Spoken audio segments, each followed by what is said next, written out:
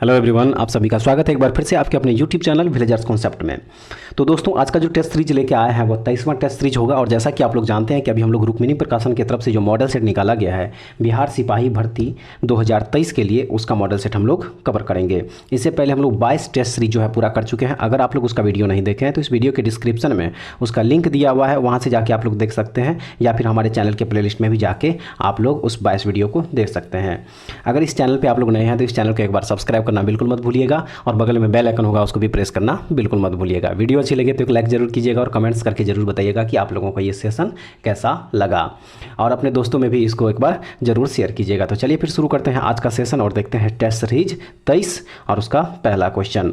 तो उसका जो पहला क्वेश्चन दिया हुआ है, पहला क्वेश्चन है कि सूफिया कलाम जो एक प्रकार का भक्ति संगीत है, विशिष्टता है किसकी? सही आंसर हो जाएगा इसका ऑप्शन नंबर सी, कश्मीर की। किसकी विशिष्टता है? तो यह कश्मीर की विशिष्टता है, याद रखिएगा।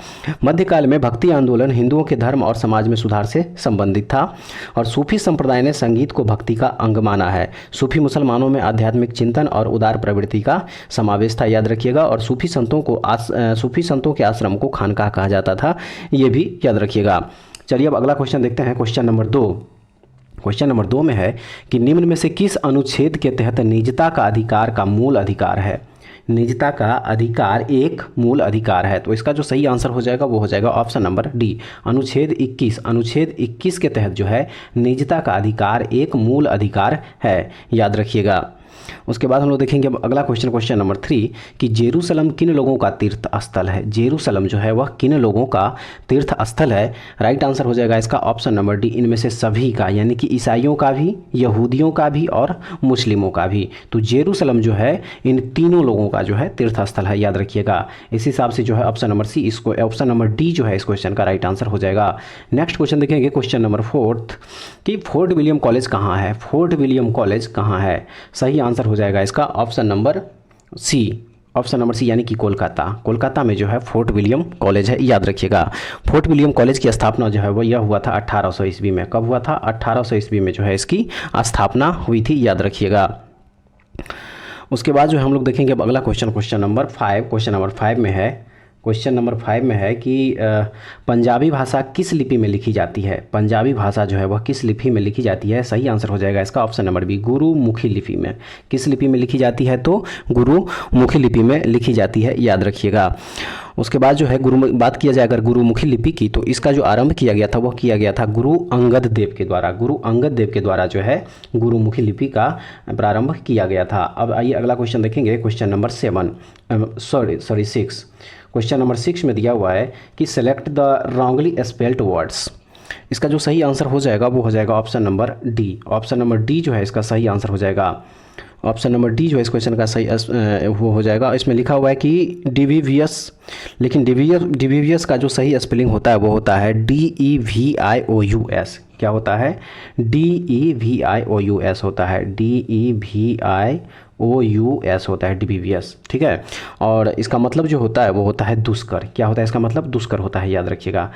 तो इस हिसाब से ऑप्शन नंबर डी जो है इस क्वेश्चन का राइट आंसर हो जाएगा। अगला क्वेश्चन देखेंगे, क्वेश्चन नंबर 7। क्वेश्चन नंबर 7 जो है इसका आंसर हो जाएगा option number D, option number D. इसका भी इवैल्यूएशन जो है, इवैल्यूएशन ये गलत वर्ड दिया हुआ है यहाँ पे। इवैल्यूएशन का जो वर्ड मीनिंग यहाँ पे हो जाएगा वो हो जाएगा EVALUATION हो जाएगा। ठीक है, तो ऑप्शन नंबर डी जो है EVALUETION वो रॉन्ग है। राइट जो हो जाएगा वो हो जाएगा EVALUATION। इवैल्यूएशन का मतलब हो जाता है यहाँ पे मूल्यांकन। क्या हो जाता है? मूल्यांकन हो जाता है, मूल्यांकन। इवैल्यूएशन का मतलब होता है मूल्यांकन। तो ऑप्शन नंबर डी जो है इस क्वेश्चन का राइट आंसर हो जाएगा। अब आइए अगला क्वेश्चन देखेंगे, क्वेश्चन नंबर 8। क्वेश्चन नंबर 8 में है कि translate the following sentence into English. Hindi में सेंटेंस दिया हुआ है और उसको इंग्लिश में ट्रांसलेट करने के लिए कहा जा रहा है।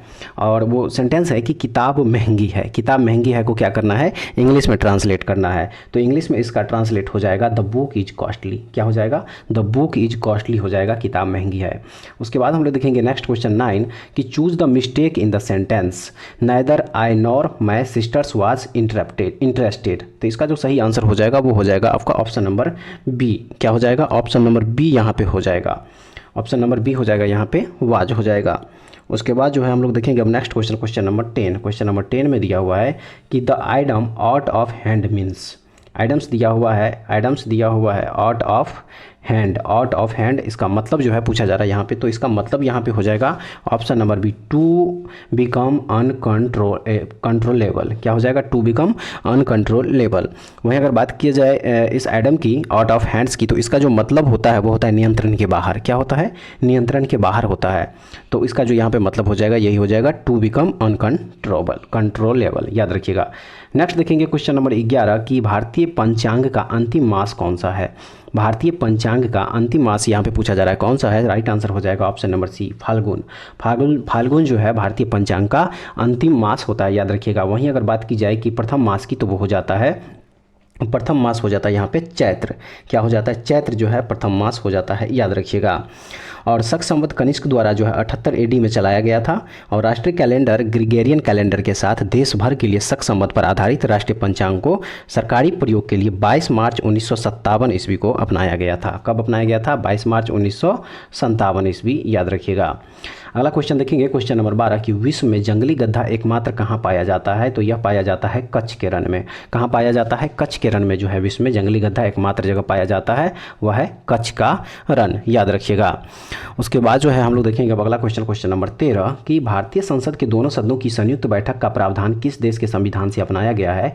तो यह अपनाया गया है ऑस्ट्रेलिया के संविधान से। कहाँ के संविधान से अपनाया गया है? तो ऑस्ट्रेलिया के संविधान से जो है अपनाया गया है।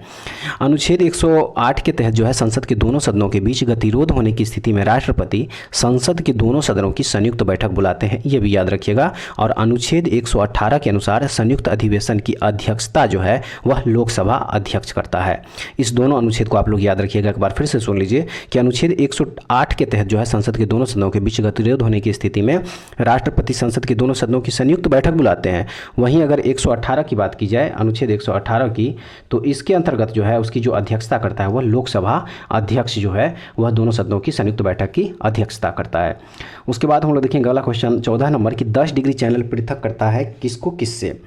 इसका जो राइट आंसर हो जाएगा वो हो जाएगा आपका ऑप्शन नंबर ए, यानी कि अंडमान को निकोबार द्वीप से। 10 डिग्री चैनल जो है, 10 डिग्री चैनल यह अंडमान को निकोबार द्वीप से क्या करता है?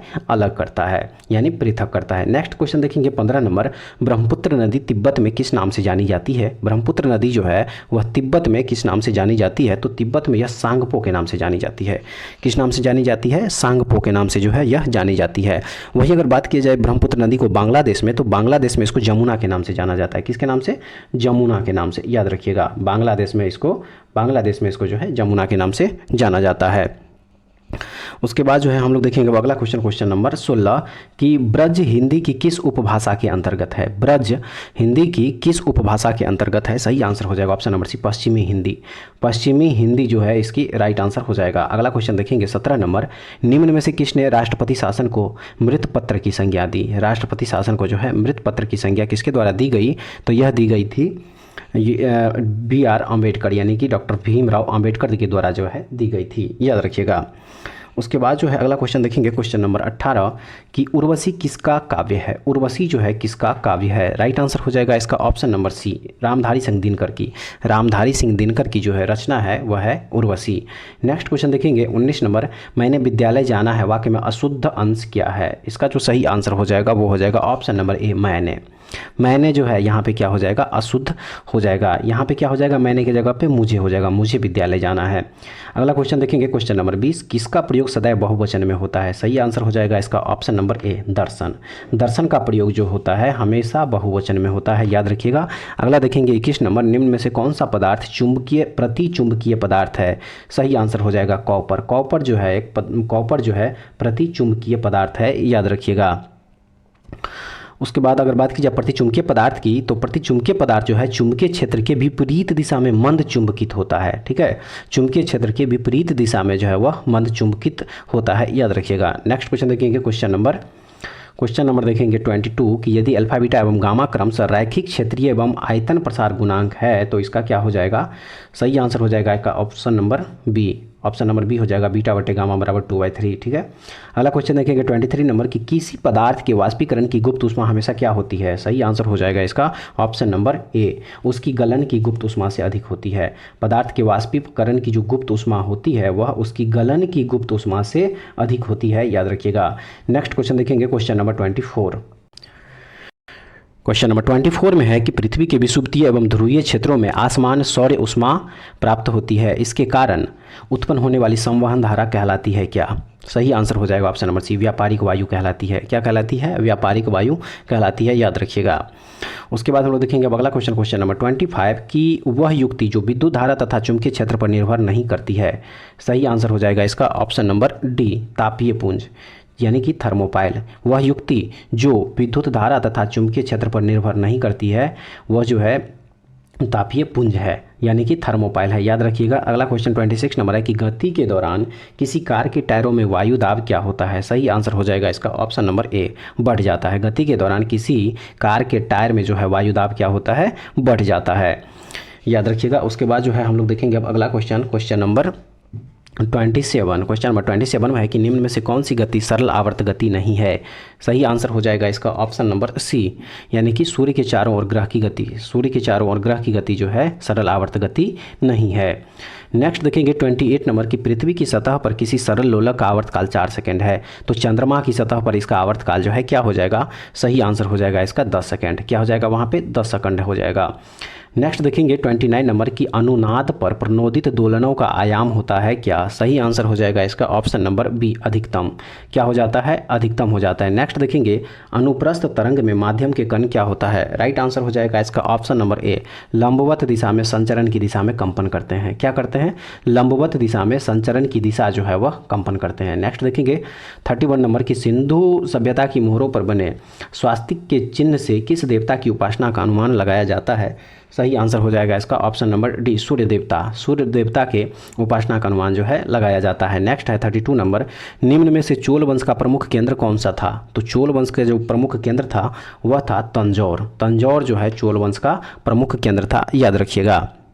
उसके बाद जो है हम लोग देखेंगे अगला क्वेश्चन, क्वेश्चन नंबर 33 कि निम्न में से किस स्थान पर सिकंदर की मृत्यु हुई थी? सही आंसर हो जाएगा बेबीलोन। सिकंदर की मृत्यु कहाँ पे हुई थी? तो बेबीलोन में हुई थी, याद रखिएगा।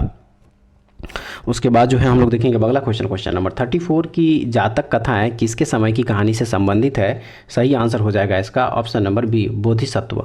बोधिसत्व जो राइट आंसर होगा। नेक्स्ट देखें 35, अशोक के 14 शिलालेखों में सर्वाधिक महत्व देने वाला शिलालेख कौन सा है? सही आंसर है 13वां शिलालेख। 13वां शिलालेख जो है अशोक के वह सर्वाधिक महत्व देने वाला शिलालेख है, याद रखिएगा। उसके बाद हम लोग देखेंगे अगला क्वेश्चन, क्वेश्चन नंबर 36 की कांग्रेस का 1906 का अधिवेशन जिसमें स्वराज को लक्ष्य घोषित किया गया था कहाँ पर हुआ था? तो यह अधिवेशन हुआ था कलकत्ता में। कहाँ पे हुआ था? कलकत्ता में हुआ था 1906 ईस्वी का अधिवेशन, याद रखिएगा। और इसकी जो अध्यक्षता किया गया था यह किया गया था दादा भाई नौरोजी के द्वारा। 1906 ईस्वी में जो कलकत्ता अधिवेशन हुआ था उसके अध्यक्ष जो थे वह थे दादा भाई नौरोजी। नेक्स्ट 37 देखेंगे कि हमारी पृथ्वी कितने देशांतरों में बटी हुई है? सही आंसर हो जाएगा 360 देशांतरों में। कितने? 360 देशांतरों में जो है हमारी पृथ्वी बटी हुई है, याद रखिएगा। और पृथ्वी को 24 समय जोन में बांटा गया है, ये भी याद रखिएगा। पृथ्वी अपने अक्ष पर एक चक्कर लगाने में 24 घंटे का समय लेती है। दूसरे शब्दों में 360 डिग्री घूमने में पृथ्वी 24 घंटे लगाती है, इसलिए 1 घंटे में पृथ्वी 15 डिग्री और 4 मिनट में 1 डिग्री देशांतर घूम जाती है, ये भी याद रखिएगा। नेक्स्ट क्वेश्चन देखेंगे क्वेश्चन नंबर 38 कि लिविंग टावर ऑफ पीसा कहाँ स्थित है? लिविंग टावर ऑफ पीसा स्थित है कहाँ पे? तो यह स्थित है इटली में। कहाँ पे स्थित है? इटली में स्थित है, याद रखिएगा। नेक्स्ट देखेंगे क्वेश्चन नंबर 39 कि संचार उपग्रह किस वायुमंडलीय स्तर में स्थित होते हैं? सही आंसर हो जाएगा ऑप्शन नंबर आयन मंडल में, आयनोस्फीयर में जो है संचार उपग्रह स्थित होते हैं। नेक्स्ट देखेंगे क्वेश्चन नंबर 40। क्वेश्चन नंबर 40 में है कि नेफ्रोमीटर से निम्न में से किसका मापन किया जाता है? सही आंसर हो जाएगा ऑप्शन नंबर बी, बादलों की दिशा एवं गति। बादलों की दिशा एवं गति जो है नेफ्रोमीटर से मापी जाती है, याद रखिएगा। नेक्स्ट है कि गेहूं की खेती निम्नलिखित में से किस मिट्टी से संबंधित है? सही आंसर हो जाएगा ऑप्शन नंबर ए, चौरनोजम मिट्टी से। गेहूं की खेती जो है चौरनोजम मिट्टी से संबंधित है, याद रखिएगा। और चार्नोजम की पार्श्विका में कैल्शियम कार्बोनेट की मात्रा अधिकतम होती है, ये भी याद रखिएगा। अगला क्वेश्चन देखेंगे, क्वेश्चन नंबर 42 कि मुद्रास्फीति दर में होने वाली तीव्र वृद्धि का एक कारण कभी कभी आधार प्रभाव पर लगाया जाता है। यह आधार प्रभाव क्या है? तो यह आधार प्रभाव जो है वह है कि यह विगत वर्ष की कीमतों का स्फीति दर की गणना पर आया प्रभाव है। यह विगत वर्ष की कीमतों का स्फीति दर की गणना पर आया प्रभाव है, याद रखिएगा। अगला देखेंगे 43 नंबर की अर्थव्यवस्था में ब्याज व्याप्ति अनुपात क्या प्रदर्शित करता है? तो यह प्रदर्शित करता है, इसका उपयोग यह निर्धारित करने हेतु किया जाता है कि कोई कंपनी अपने बकाया ऋण का भुगतान कितनी आसानी से कर सकती है। नेक्स्ट क्वेश्चन देखेंगे 44 नंबर दिया हुआ है कि निम्न में से कौन सा एक वित्तीय समावेशन की प्रक्रिया की सफलता में बाधक है? सही आंसर हो जाएगा इसका ऑप्शन नंबर डी, उपर्युक्त सभी। उपर्युक्त सभी जो है वित्तीय समावेशन की प्रक्रिया की सफलता में बाधक है, याद रखिएगा। अगला क्वेश्चन देखेंगे क्वेश्चन नंबर 45, निम्न में से कौन सा कथन सही नहीं है? राइट आंसर हो जाएगा इसका ऑप्शन नंबर ए, आरबीआई की स्थापना 1949 ईस्वी में हुई थी। यह कथन जो है सही नहीं है, क्योंकि आरबीआई का जो स्थापना हुआ था वह हुआ था 1 अप्रैल 1935 ईस्वी को। आरबीआई का जो स्थापना हुआ था वो कब हुआ था? 1 अप्रैल 1935 ईस्वी को। बात अगर किया जाए 1949 ईस्वी की, तो 1949 ईस्वी में जो है इसका राष्ट्रीयकरण हुआ था, ये याद रखिए। आरबीआई का राष्ट्रीयकरण जो है 1 जनवरी 1949 ईस्वी में हुआ था। उसके बाद हम लोग देखेंगे अगला क्वेश्चन नंबर 46 कि राष्ट्रीय ध्वज को आधिकारिक रूप से कब मान्यता मिली? सही आंसर हो जाएगा ऑप्शन नंबर डी, 22 जुलाई 1947 ईस्वी को राष्ट्रीय ध्वज को आधिकारिक रूप से जो है मान्यता मिली थी, याद रखिएगा। उसके बाद हम लोग देखेंगे अब अगला क्वेश्चन 47 नंबर कि किसी व्यक्ति की नज़रबंदी वैध है या अवैध यह निर्णय करने के लिए न्यायालय कौन सी रीट जारी करता है? तो वह रीट है बंदी प्रत्यक्षीकरण। वह कौन सा रीट है? बंदी प्रत्यक्षीकरण रीट है ये। उसके बाद हम लोग देखेंगे अगला क्वेश्चन नंबर 48, अभी तक राष्ट्रीय आपातकाल कितनी बार घोषित किया गया है? राष्ट्रीय आपातकाल अभी तक कितनी बार घोषित किया गया? तो वह किया गया है 3 बार। 3 बार जो है अभी तक राष्ट्रीय आपातकाल घोषित किया गया है। उसके बाद देखेंगे हम लोग अगला क्वेश्चन नंबर 49 नंबर की राष्ट्रपति के उम्मीदवार के लिए क्या आवश्यक नहीं है? सही आंसर हो जाएगा इसका ऑप्शन नंबर बी, वह पढ़ा लिखा हो, यह जो है आवश्यक नहीं है। उसके बाद हम लोग देखेंगे अब अगला क्वेश्चन नंबर 50 कि अर्थव्यवस्था तरलता संजाल में तब होती है जब बॉन्ड पर दिया गया ब्याज पर न्यूनतम हो, ठीक है। उसके बाद हम लोग देखेंगे अब अगला क्वेश्चन नंबर 51 कि लोकसभा के इतिहास में औपचारिक रूप से प्रस्तुत पहला अविश्वास प्रस्ताव जिसे विचार के लिए स्वीकार किया गया किसके द्वारा प्रस्तुत किया गया? सही आंसर है इसका ऑप्शन नंबर सी, जेबी कृपलानी के द्वारा जो है इसका राइट आंसर होगा। नेक्स्ट देखेंगे 52 नंबर वित्त आयोग की नियुक्ति कौन करता है? वित्त आयोग की नियुक्ति जो है कौन करता है? इसका जो राइट आंसर हो जाएगा वो हो जाएगा ऑप्शन नंबर भारत के राष्ट्रपति के द्वारा जो है वित्त आयोग की नियुक्ति किया जाता है, याद रखिएगा। और वित्त आयोग जो है एक संवैधानिक संस्था है और अनुच्छेद 280 के अनुसार इसका गठन राष्ट्रपति करता है, ये भी याद रखिएगा। और इनकी रिपोर्ट 5 वर्षों के लिए लागू किया जाता है। और इस आयोग में 1 अध्यक्ष तथा 4 अन्य सदस्य होते हैं, ये भी याद रखने वाली बात है। अगला क्वेश्चन देखेंगे 53 नंबर कि किसी कंपनी के डिबेंचर धारक उसके क्या होते हैं? सही आंसर हो जाएगा इसका ऑप्शन नंबर ए, लेनदार। किसी कंपनी के डिबेंचर धारक जो है उसके क्या हो जाते हैं? तो लेनदार होते हैं। नेक्स्ट है 54, इलेक्ट्रॉन का द्रव्यमान होता है कितना? इलेक्ट्रॉन का द्रव्यमान कितना होता है? सही आंसर हो जाएगा ऑप्शन नंबर डी, यानी कि 9.1094 × 10⁻³ kg। नेक्स्ट देखेंगे क्वेश्चन नंबर 55, कार्नेलाइट किसका अयस्क है? कार्नेलाइट जो है किसका अयस्क है? तो यह है मैग्नीशियम का। कार्नेलाइट किसका अयस्क है? मैग्नीशियम का अयस्क है, याद रखिएगा। नेक्स्ट 56 नंबर में है कि निम्नलिखित में से कार्बन की मात्रा का सही अवरोही क्रम चुनिए। सही आंसर हो जाएगा ऑप्शन नंबर ए, ढलुआ लोहा, पिटुआ लोहा और उसके बाद जो है मृदु इस्पात। उसके बाद हम लोग देखेंगे अब अगला क्वेश्चन नंबर 57 कि प्राकृतिक रबर को अधिक मजबूत तथा प्रत्यास्थ बनाने के लिए उसमें निम्नलिखित में से क्या मिलाया जाता है? तो उसमें मिलाया जाता है सल्फर। क्या मिलाया जाता है? उसमें सल्फर मिलाया जाता है, याद रखिएगा। उसके बाद देखेंगे अगला क्वेश्चन नंबर 58। क्वेश्चन नंबर 58 में दिया हुआ है कि हैलोजनों में सबसे अभिक्रियाशील है कौन? सही आंसर हो जाएगा ऑप्शन नंबर ए, फ्लोरीन जो है हैलोजनों में फ्लोरीन सबसे अभिक्रियाशील होता है। नेक्स्ट 59 में है कि निम्नलिखित में से किस विटामिन को हार्मोन माना जाता है? सही आंसर हो जाएगा ऑप्शन नंबर डी, यानी कि विटामिन डी को जो है हार्मोन माना जाता है, याद रखिएगा। उसके बाद देखेंगे अगला क्वेश्चन, क्वेश्चन नंबर 60 कि निम्न में से किसे बटन सेल कहा जाता है। क्या कहा जाता है? बटन सेल कहा जाता है। तो बटन सेल जो कहा जाता है वो कहा जाता है मरकरी सेल को, याद रखिएगा। नेक्स्ट है कि लिटमस विलियन निम्न में से किस रंग का रंजक होता है। सही आंसर हो जाएगा ऑप्शन नंबर ए, बैगनी रंग का। बैगनी रंग का रंजक होता है लिटमस विलियन। उसके बाद हम लोग देखेंगे अगला क्वेश्चन 62 कि एंटीबॉडीज़ का निर्माण होता है कहाँ पे। सही आंसर हो जाएगा इसका ऑप्शन नंबर ए, लिम्फोसाइट में। लिम्फोसाइट में जो है एंटीबॉडीज़ का निर्माण होता है, याद रखिएगा। अगला क्वेश्चन देखेंगे 63 नंबर क्वेश्चन में है कि अम्लीय वर्षा का पीएच मान कितना होता है। अम्लीय वर्षा का पीएच मान जो है कितना होता है, तो अम्लीय वर्षा का जो पीएच मान होता है वो होता है 5.6 से न्यूनतम, यानी कि 5.6 से कम होता है। अगला देखेंगे 64 नंबर की निम्न में से कौन बहुकोशिकीय यूकैरियोटिक जीव है। सही आंसर हो जाएगा इसका ऑप्शन नंबर ए, कवक। कवक जो है बहुकोशिकीय यूकैरियोटिक जीव होता है। नेक्स्ट है 65 नंबर, निम्न में से किस विटामिन का नाम बायोटिन है। सही आंसर हो जाएगा option number A, vitamin B7 का नाम जो है बायोटिन होता है, याद रखिएगा। अगला क्वेश्चन देखेंगे क्वेश्चन नंबर 66 कि निम्नलिखित पर विचार कीजिए। एक में है महादेव पहाड़ियाँ, सह्याद्री पर्वत और सतपुरा पर्वत श्रेणी। उपर्युक्त का उत्तर से दक्षिण की ओर सही क्रम क्या होगा। सही आंसर हो जाएगा इसका ऑप्शन नंबर सी, यानी कि 1, 3 और 2। उत्तर से दक्षिण की ओर हो जाएगा 1, उसके बाद पहले फिर 3, उसके बाद जाकर है 2, याद रखिएगा। अगला क्वेश्चन देखेंगे 67, पेनल्टी स्ट्रोक कितने फासले से मारा जाता है। पेनल्टी स्ट्रोक जो है वह कितने फासले से मारा जाता है, तो यह मारा जाता है 8 गज से। 8 गज के फासले से मारा जाता है पेनल्टी स्ट्रोक मारा जाता है, याद रखिएगा। उसके बाद देखेंगे अगला क्वेश्चन 68 नंबर में कि राष्ट्रीय उपभोक्ता दिवस कब मनाया जाता है। तो यह मनाया जाता है 24 दिसंबर को। 24 दिसंबर को मनाया जाता है राष्ट्रीय उपभोक्ता दिवस। नेक्स्ट देखेंगे 69, निम्न में से कौन पौधे का प्रजनन अंग है। सही आंसर हो जाएगा पुष्प। पुष्प जो है पौधे का प्रजनन अंग होता है, याद रखिएगा। अगला क्वेश्चन देखेंगे 70 नंबर में कि जनगणना 2011 के अनुसार भारत के निम्नलिखित राज्यों में से किसकी जनसंख्या उत्तर प्रदेश के बाद सबसे अधिक है। सही आंसर हो जाएगा इसका ऑप्शन नंबर बी, महाराष्ट्र की। महाराष्ट्र की जो जनसंख्या है जनगणना 2011 के अनुसार वह उत्तर प्रदेश के बाद जो है सबसे अधिक है, याद रखिएगा। और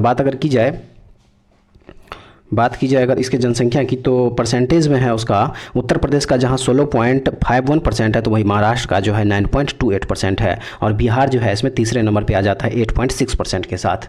अगला क्वेश्चन देखेंगे क्वेश्चन नंबर 71, भारत भारती के लेखक कौन है। सही आंसर हो जाएगा option number A, Maithili Sharan Gupt. Maithili Sharan Gupt जो है भारत भारती के लेखक है, याद रखिएगा। अगला क्वेश्चन देखेंगे क्वेश्चन नंबर 72 कि निम्नलिखित नेताओं में से किसने लीग ऑफ नेशंस के गठन में प्रमुख भूमिका निभाई। सही आंसर हो जाएगा वुड्रो विल्सन जो है लीग ऑफ नेशन के गठन में महत्वपूर्ण भूमिका निभाई थी। नेक्स्ट 73, निम्न में से किस बीमारी को रॉयल डिजीज़ कहा जाता है। क्या कहा जाता है? Royal disease. राइट आंसर हो जाएगा इसका ऑप्शन नंबर सी, हीमोफीलिया को जो है रॉयल डिजीज़ के नाम से जाना जाता है, याद रखिएगा। नेक्स्ट देखेंगे 74 नंबर की गाय के दूध में भैंस, बकरी, भेड़ आदि दूध की मिलावट का पता करने हेतु किस परीक्षण का उपयोग किया जाता है। तो वह परीक्षण है हंसा परीक्षण। क्या परीक्षण है? वह हंसा परीक्षण है, याद रखिएगा। अगला क्वेश्चन देखेंगे क्वेश्चन नंबर 75 कि विश्व बैंक द्वारा दिए जाने वाले ऋणों की अवधि सामान्यतः होती है कितनी। राइट आंसर हो जाएगा इसका जो राइट आंसर हो जाएगा वो हो जाएगा ऑप्शन नंबर सी, यानी कि 5 से 20 वर्ष। विश्व बैंक द्वारा जो ऋण की अवधि सामान्यता होती है वो होती है 5 से 20 वर्ष। अगला क्वेश्चन देखेंगे क्वेश्चन नंबर 70, राम वृक्ष बेनीपुरी ने अधिकांश साहित्यिक रचना कहाँ की थी। तो अधिकांश साहित्यिक रचना जो की थी जेल की सलाखों के पीछे जो है राम वृक्ष बेनीपुरी अधिकांश साहित्यिक रचना की थी। नेक्स्ट देखेंगे 77 नंबर की प्रकाश संश्लेषण में सर्वाधिक प्रभावकारी रंग है कौन सा। राइट आंसर हो जाएगा ऑप्शन नंबर सी, लाल। प्रकाश संश्लेषण में सर्वाधिक प्रभावकारी जो रंग है वह होता है लाल रंग।